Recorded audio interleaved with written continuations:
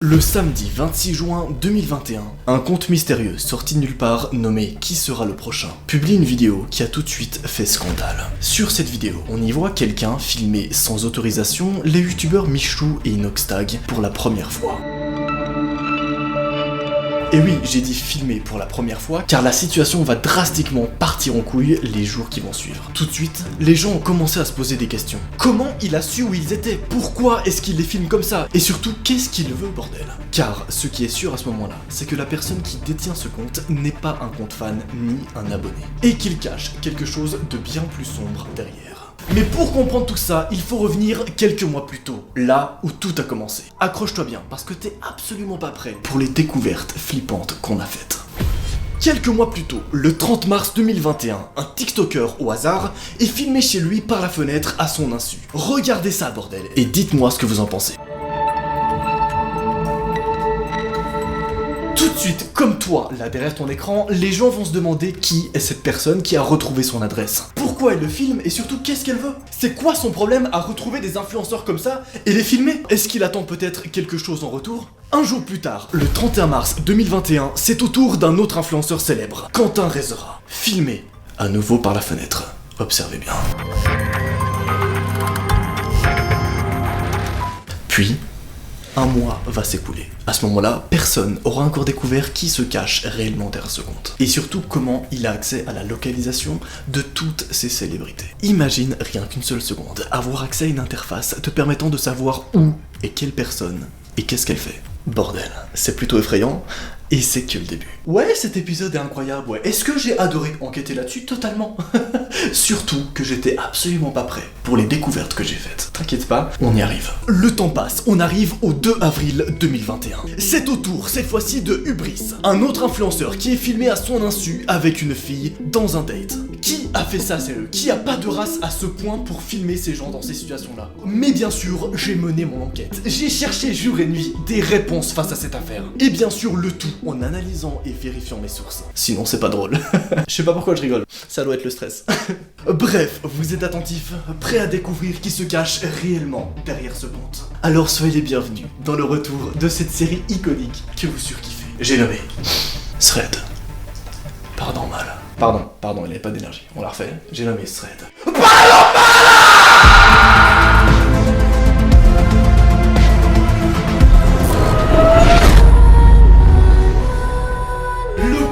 Qui sera le prochain? Vous avez été littéralement des milliers à me spammer partout pour que je fasse une vidéo dessus. J'arrive les gars, d'accord? Mais j'attendais d'avoir réellement des indices et des preuves sur qui se cache derrière tout ça, parce que sinon c'est pas drôle, c'est pas marrant si j'arrive là et je vous dis voilà, il y a ce compte, il fait flipper, basta. Non, je voulais vraiment pousser l'enquête le plus loin possible. Et c'est d'ailleurs ce même schéma de pousser les enquêtes le plus loin possible qu'on va reprendre à l'infini durant cet été. Alors accroche-toi bien et mets-toi à l'aise dans cette nouvelle saison de Thread Paranormal pour 2021. Oui bon, on est en juillet, ça va, je suis un peu en retard, t'inquiète. Mais je vous ai écouté, je sais que vous vouliez le retour des vidéos en studio, je vous ai vu. D'ailleurs, dans le prochain épisode qui sort dans quelques jours sur ma chaîne, on a refait le générique de cette série. Mon gars, t'es pas prêt? Alors active les notifications pour voir ça tout de suite. Dès que ça sort, pack, je veux te voir dessus, d'accord? Bref, fini les blabla de 10 minutes. On reprend direct avec l'enquête. Après avoir posté une vidéo dans laquelle on voit l'influenceur Hubris en date avec une meuf, les gens vont vraiment comprendre que la personne derrière ce compte a des mauvaises intentions, que c'est pas du tout un fan et que c'est encore moins un abonné. On a vraiment ici affaire à une sorte de psychopathe ou en tout cas un gros malade derrière tout ça, on est bien d'accord. C'est alors qu'une semaine plus tard, une nouvelle vidéo sera postée. Cette fois-ci, on y verra Darko en train de faire du sport dans le plus grand des calmes. Ici, aucun indice intéressant et rien nous apporte plus d'informations sur l'identité de cette personne. Alors, on va tout de suite passer à la prochaine vidéo. Celle dans laquelle on voit Foodgasm Paris tranquillement dans les rues de Paris. J'ai eu beaucoup de mots Paris dans cette phrase, c'est un peu bizarre, mais t'as capté. Cette fois-ci, par contre, on va pouvoir gentiment commencer à localiser cette personne. En effet, Foodgasm Paris est réputé pour être à Paris. Et les autres influenceurs qui ont été filmés secrètement sur ce compte provenaient également de Paris ou dans les environs de Paris. C'est à ce moment-là qu'on a donc compris que le gros psychopathe derrière ce compte provenait certainement de ces environs-là. Et t'inquiète pas, la recherche va se préciser au fil de la vidéo. Jusqu'au moment où ça sera au tour de l'influenceur Shedly. Et t'inquiète pas, on va venir à Michou Inoxtag juste après, car derrière tout ça, il y aura une info très intéressante. Bref, l'influenceur Shedly est littéralement filmé chez lui, dans son appartement. Donc ça veut dire qu'on a littéralement quelqu'un qui s'est introduit chez un autre influenceur illégalement et qui l'a filmé chez lui. C'est quoi ce bordel, les gars? Alors répondez-moi honnêtement, à ce stade-là de l'enquête, vous en pensez quoi, vous, de tout ça? Est-ce que vous pensez que c'est une mise en scène, avec plus d'une quinzaine de TikTokers impliqués dans le coup?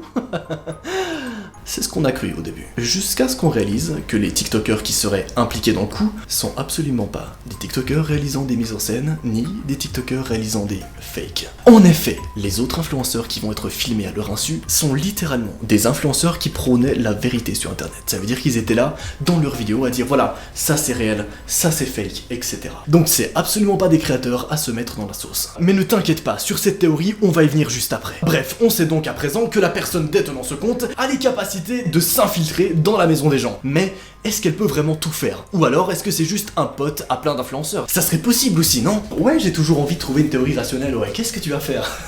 Quelques jours plus tard, l'influenceur Amarino va être filmé en train de promener son chien.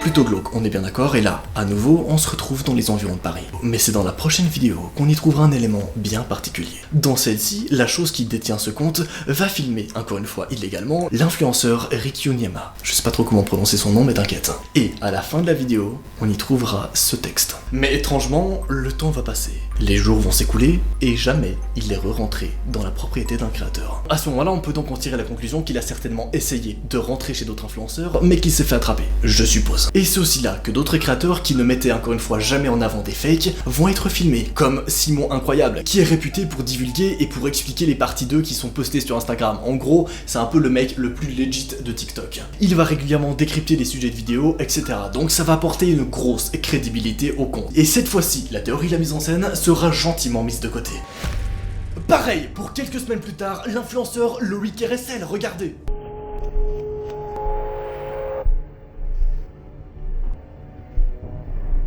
Et enfin, après des semaines dans lesquelles j'aurais passé à observer ce compte, j'ai eu une première piste, un premier indice qui a pu nous aider à savoir de qui est-ce qu'il s'agissait. Regardez au tout début de la vidéo et mettez sur image à la 2e seconde environ. On peut y voir, en effet, les pieds de la personne qui court et qui va filmer l'individu. À ce moment-là, on peut en déduire deux choses. La première, c'est que c'est un homme, c'est bon à savoir déjà.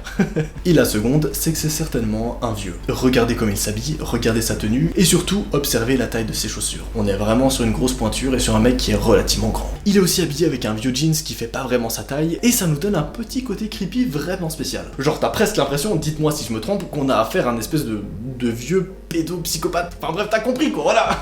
Je peux pas le dire trop fort parce que sinon je me fais démonétiser, mais t'inquiète. Ouais, je me tape des barres pour pas grand chose. Ça va, j'essaie de faire redescendre la pression face aux révélations que je vais vous avouer juste après.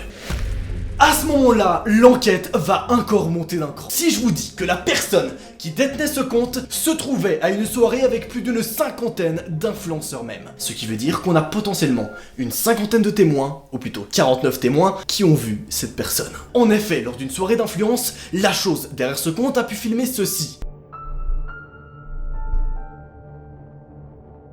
Mais personne, et écoutez-moi bien, personne à cette soirée-là a su qui était derrière ce compte. D'ailleurs, les deux personnes qu'on voit dans la vidéo ont dit apparemment qu'ils s'en souvenaient pas. Alors est-ce qu'on a ici affaire à littéralement un expert qui les a drogués, ou est-ce que ça serait pas plutôt une célébrité qui se cache derrière tout ça et qui a été invitée à cette soirée même? Ça serait donc un influenceur tout comme les autres, et c'est pour ça qu'il l'aurait pas remarqué. Et c'est d'ailleurs cette deuxième théorie qui me paraît un peu plus crédible. Mais si c'est le cas, à quoi il ressemble? Et surtout, à quel moment est-ce qu'il a suffisamment pas de race pour filmer des gens comme ça à leur insu? Ne vous inquiétez pas, on va le découvrir. J'adore cet épisode, il est incroyable.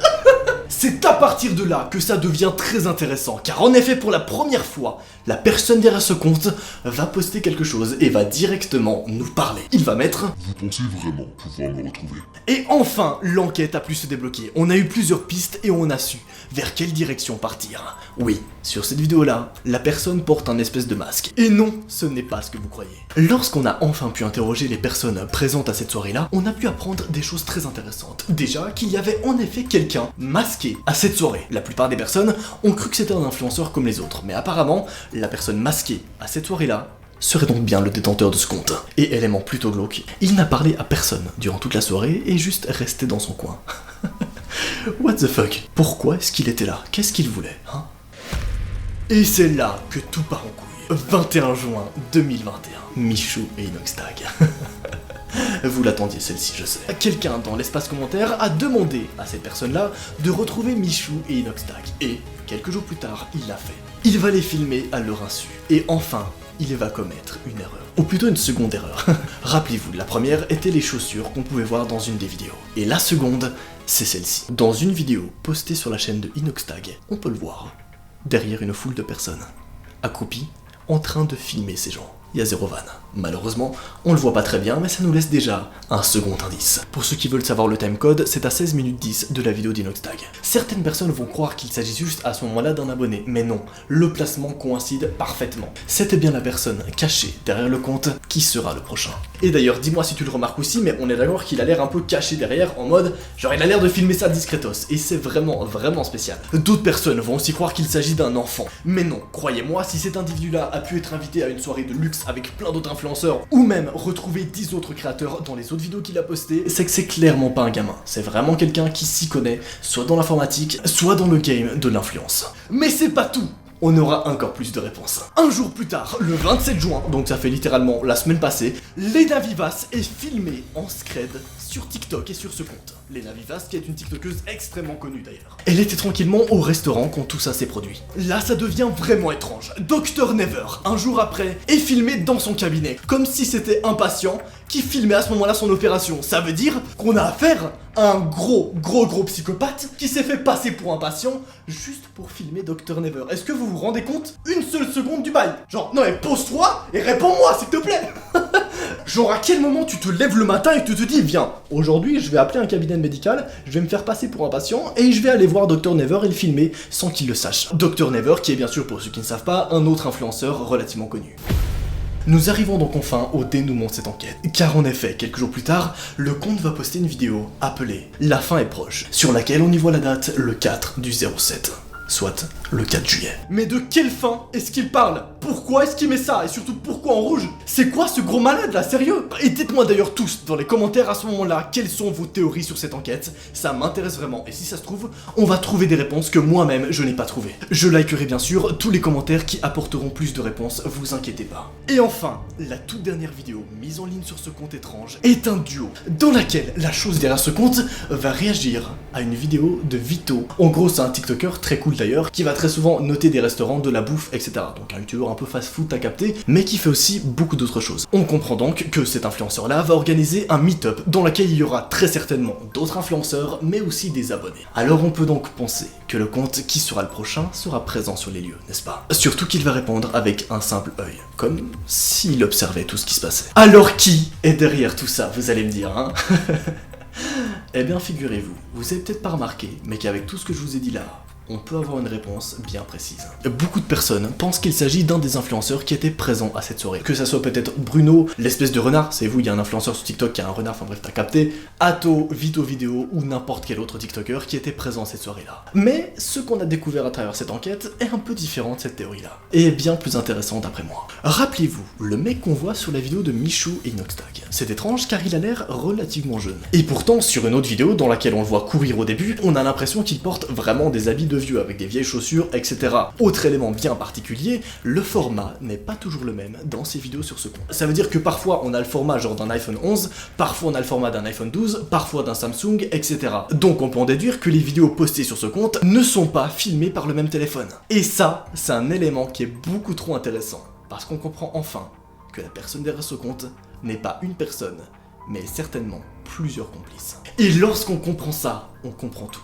On comprend pourquoi des événements ont pu être filmés à Paris, des événements ont pu être filmés dans la soirée, des événements ont pu être filmés directement dans la forêt. On comprend comment du jour au lendemain, cette personne peut être à l'autre bout de la France, puis à un autre côté. Car en fait, ce n'est pas la même personne qui gère ce compte. Il y a, d'après moi, plusieurs complices derrière tout ça. Et ça expliquerait aussi pourquoi il peut facilement retrouver ces TikTokers là. Parce qu'en fait, c'est pas juste un mec qui mène ses enquêtes tout seul, non, c'est certainement un gros réseau de personnes connaissant les adresses et les domiciles des influenceurs. C'est déjà plus crédible qu'un espèce de gros psychopathe, on est bien d'accord. Mais c'est pas tout. N'oubliez pas la date du 4 juillet 2021.